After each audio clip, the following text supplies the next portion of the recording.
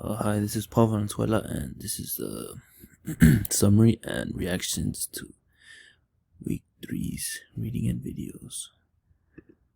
So for the summaries, I came up with the flipped classroom is a new pedagogical method, and it includes lectures and videos that students could view at their own pace, but they have to see it within the time frame that the teachers give them. It's become more and more possible because of technological advancements and how much it allows students to do and the access it gives the teachers. The flipped classroom is a way to take more advantage of classroom time. It allows for students to work in groups, cooperating with one another, helping one another if they need it.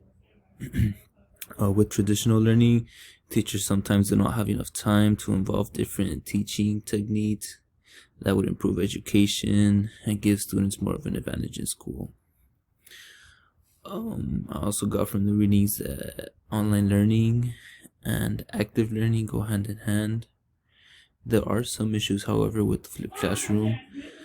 Some students do not have access to computers or internet outside of schools, which could be like the more lower SES students, and other students might not comply with doing or finishing lectures before arriving to school the next day.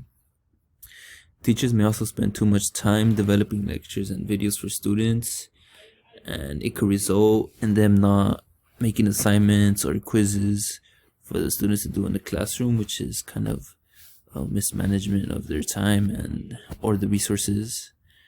It also helps out the parents too, because sometimes with traditional learning or traditional teaching, some parents don't know what the students have to do in the assignment, which doesn't give the students much help at home with doing their homework. And to reiterate, students could go at their own pace and rewatch videos as many times as they want so they could fully understand what is being taught.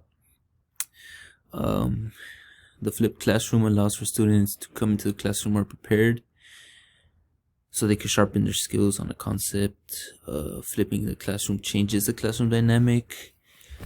It allows for the teachers to go in between the desks to help students, to help groups of students, instead of just being in the front of the classroom lecturing in one position, talking for an hour. And my reaction to the readings is that I do believe that a flipped classroom will be beneficial for both the students and the teachers, and it might take some time for the students and teachers to get accustomed to this type of teaching style, but the outcomes could be better than the traditional style of teaching. A possible bump in the road is access to technology, because not every student is going to have access. Like how I said before, the economic status of each student differs. Some aren't going to have laptops, some are. The access to libraries and other media labs could also limit them from doing this, and so this leads to the teacher being they having more access or being more able to help these students.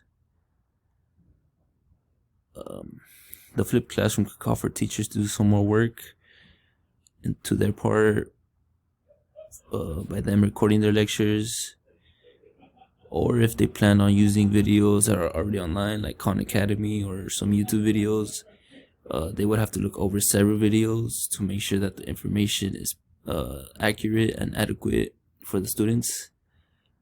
Teachers have to make the experience attractive for students, because students are going to get bored of just watching hour-long lectures every day. So they have to implement something to make it fun.